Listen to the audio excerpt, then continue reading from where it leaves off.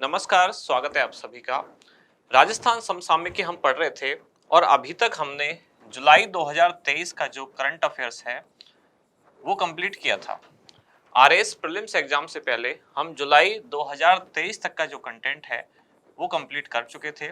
इसके लिए लगभग 40 हमारी क्लासेज कंप्लीट हुई थी। आज की क्लास में हम अगस्त 2023 से स्टार्ट करने वाले हैं, यानी यहाँ जहाँ हमने समाप्त किया था क्लास नंबर 40, आज हम नेक्स्ट क्लास 41 से स्टार्ट करेंगे। जुलाई 2023 समाप्त हो चुका है, अगस्त 2023 आज से हम शुरू करने वाले हैं और आने वाली आपकी जो भी परीक्षाएं हैं जिनमें राजस्थान का करंट अफेयर्स पूछा जाता है उन सभी के लिए क्लासेस इंपॉर्टेंट रहने वाली है। करते हैं शुरुआत।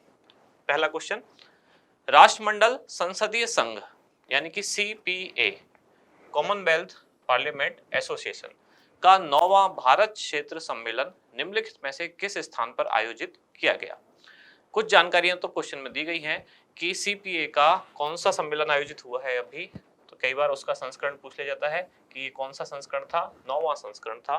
9वां भारत क्षेत्र सम्मेलन किसका, CPA का, आयोजित कहाँ हुआ ये आपसे पूछा गया है। आपके ऑप्शन है उदयपुर, जयपुर, जोधपुर या फिर कोटा। इसका उत्तर है उदयपुर।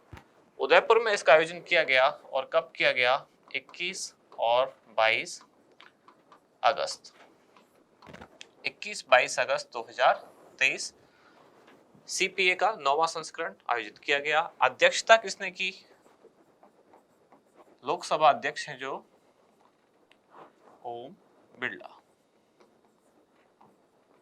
ओम बिरला द्वारा इसकी अध्यक्षता की गई और राजस्थान को पहली बार ये अपॉर्चुनिटी मिली है, यानी कि ये अवसर मिला है कि पहली बार इस सम्मेलन का राजस्थान मेजबान बना है, यानी राजस्थान पहली बार इसका मेजबान भी रहा है।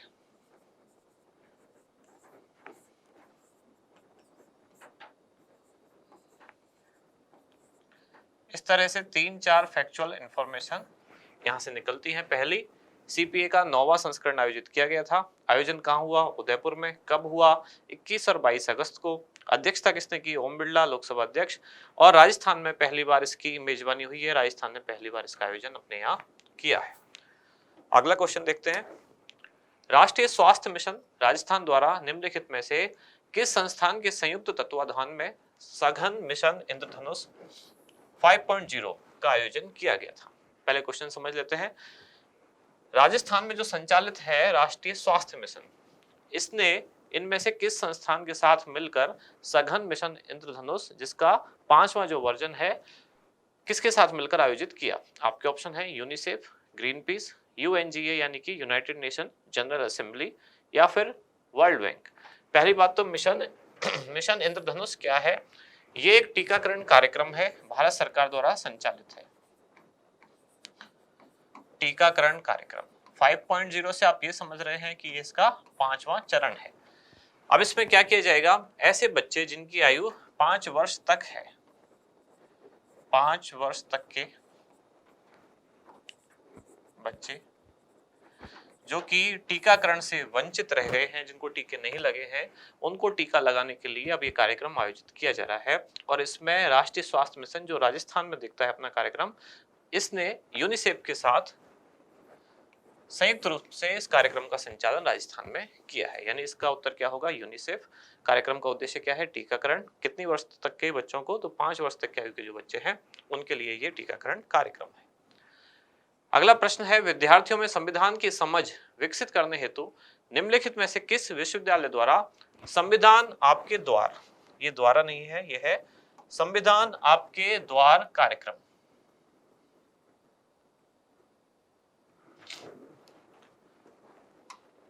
संविधान आपके द्वार कार्यक्रम संचालित किया गया।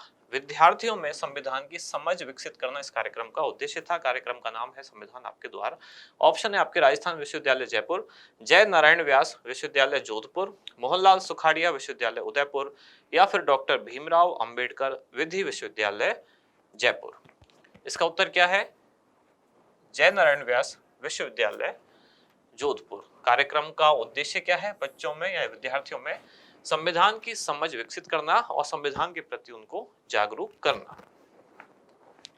अगला प्रश्न है, वसुधा शिक्षण संस्थान के सहयोग से आयोजित वोट ताल ठोक के कार्यक्रम का उद्देश्य निम्नलिखित में से किस वर्ग के मतदाताओं को जागरूक करना है? दो तीन जानकारियां प्रश्न में दी गई हैं। पहली बात तो किस संस्थान के सहयोग से संचालित है कार्यक्रम? वसुधा शिक्षण संस्थान।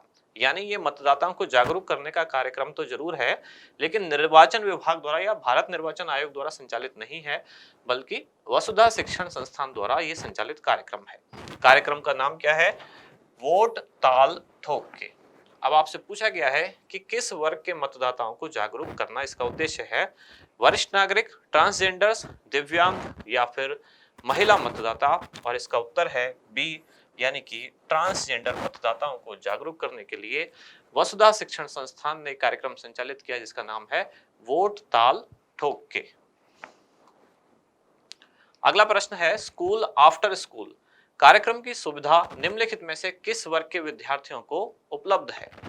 कक्षा 1 से 8, कक्षा 6 से 8, कक्षा 10 एवं 12, कक्षा 8 एवं कक्षा 10। पहली बात तो कार्यक्रम क्या है? School after school. नाम में ये तो पता चल रहा है स्कूल के बाद कोई स्कूल। ये दरअसल एक कार्यक्रम है जिसमें ऑनलाइन शिक्षा दी जाती है।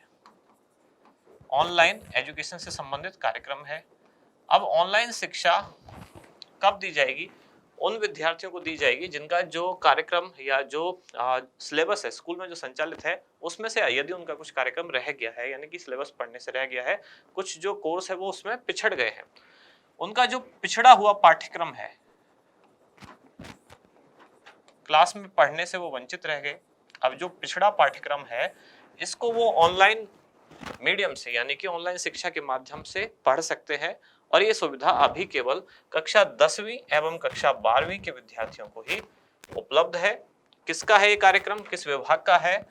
तो राजस्थान सरकार का स्कूल शिक्षा विभाग ये कार्यक्रम संचालित करता है।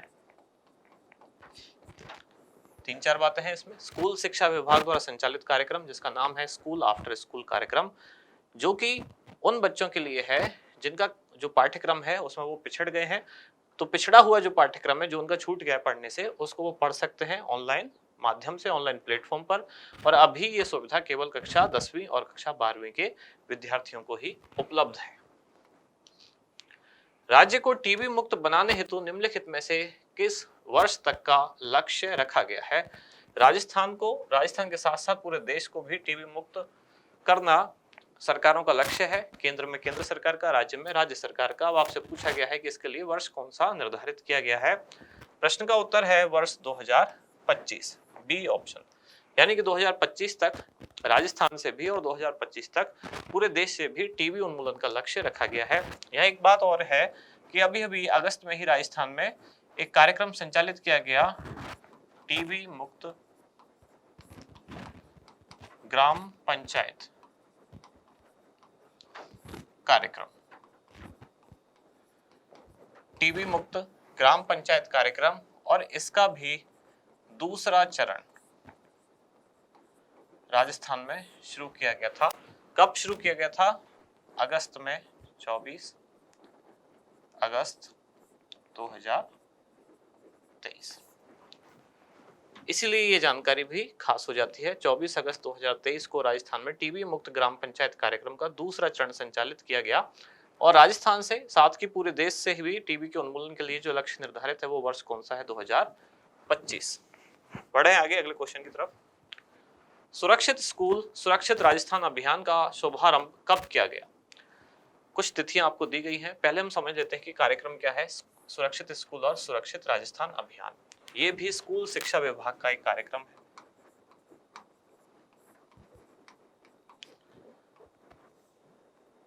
स्कूल शिक्षा विभाग कार्यक्रम क्या है? कार्यक्रम का उद्देश्य क्या है वो हम समझते हैं। इस कार्यक्रम का उद्देश्य क्या है? बच्चों को गुड टच और बैड टच इसके प्रति जागरूक करना। यानी कि ऐसे कह सकते हैं कि बच्चों को यौन शोषण से बचाना, ऐसा कोई उनके साथ यौन अत्याचार ना हो, उससे बचाने के लिए उनको गुड टच और बैड टच के प्रति जागरूक करना इस कार्यक्रम का उद्देश्य था। इसमें जो शिक्षक हैं उन्हीं के पूरे राजस्थान में लगभग 1200 शिक्षकों को प्रशिक्षित किया गया, यानी ये हो गए उनके प्रशिक्षक। 1200 हो गए प्रशिक्षक। और इन 1200 प्रशिक्षकों द्वारा पूरे राजस्थान में लगभग 66,000 जो स्कूल है, 66,000 विद्यालयों में जाकर बच्चों को ये ट्रेनिंग देनी थी, उनको बताना था गुड टच क्या है, बैड टच क्या है। और कार्यक्रम ये कब शुरू हुआ? ये शुरू हुआ था 26 अगस्त 2023 को। और कब से? जिस दिन नो बैग डे होता है यानी शनिवार को, तब से कार्यक्रम शुरू किया गया था। ऑपरेशन गरिमा का संचालन निम्नलिखित में से किस विभाग द्वारा किया जा रहा है? ऑप्शन है आपके राजस्थान पुलिस विभाग, स्कूल शिक्षा विभाग, महिला एवं बाल विकास विभाग या फिर सामाजिक न्याय एवं अधिकारिता विभाग।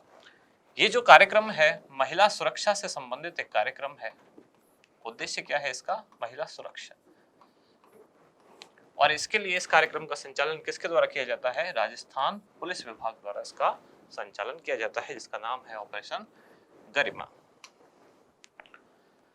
अगला प्रश्न है गर्भवती महिलाओं एवं नवजात शिशुओं से संबद्ध चिकित्सा एवं स्वास्थ्य सेवाओं का डिजिटाइजेशन करने हेतु राष्ट्रीय स्वास्थ्य मिशन राजस्थान द्वारा निम्नलिखित में से किस संस्थान के साथ समझौता पत्र या MOU मेमोरेंडम ऑफ अंडरस्टैंडिंग हस्ताक्षरित किया गया? MOU वाले क्वेश्चन खूब पूछे जाते हैं, इसलिए ध्यान रखें।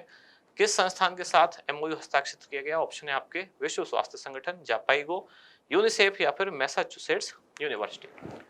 प्रश्न का उत्तर है जापाइगो संस्थान, ये भी USA का ही एक संस्थान है। अब प्रश्न में पूछा क्या क्या गया है और इसमें जानकारी क्या क्या दी गई है? दरअसल इसका उद्देश्य क्या है कि महिला स्वास्थ्य से संबंधित जो संस्थाएं हैं उनमें संचालित चिकित्सा और स्वास्थ्य सेवाएं हैं, उनका किया जाना है डिजिटाइजेशन, डिजिटल प्लेटफॉर्म पर उनको लाया जाए। इसके लिए राष्ट्रीय स्वास्थ्य मिशन राजस्थान इसने समझौता पत्र हस्ताक्षरित किया किसके साथ?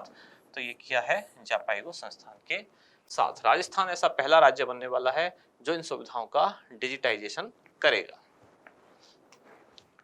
हस्तशिल्प एवं हथकरघा निदेशालय का मुख्यालय निम्नलिखित में से कौन से स्थान पर होगा? जयपुर, जोधपुर, उदयपुर या फिर अजमेर? ये तो बहुत सिंपल सा क्वेश्चन है, इसका उत्तर है जोधपुर। हस्तशिल्प एवं हथकरघा निदेशालय। तो राजस्थान में जो नई हस्तशिल्प नीति आई है कब आई? 2022। हस्तशिल्प नीति 2022 की अनुपालना में हस्तशिल्प एवं हथकरघा निदेशालय राजस्थान में खोला जाना है और इसका मुख्यालय कहाँ रखा जाएगा? जोधपुर। इसके साथ ही आज की क्लास के जो 10 क्वेश्चन हैं यहाँ समाप्त हो जाते हैं। आज से हमने क्या शुरू किया है? अगस्त 2023। इससे पहले की भी अगर आप क्लासेस देखना चाहते हैं जो कि हम जुलाई 2023 कंप्लीट कर चुके हैं, कब तक? RS प्रीलिम्स एग्जाम से पहले तक, तो वो एक ही प्लेलिस्ट बनी हुई होगी यूट्यूब पर, वहीं आगे ये जो क्लास है इनको भी आगे वहीं डाल दिया जाएगा। बाद में अगर आप देखना चाहें तो देख सकते हैं। यहाँ समाप्त होती है आज की क्लास। हम मिलते हैं कल अगली क्लास में। धन्यवाद।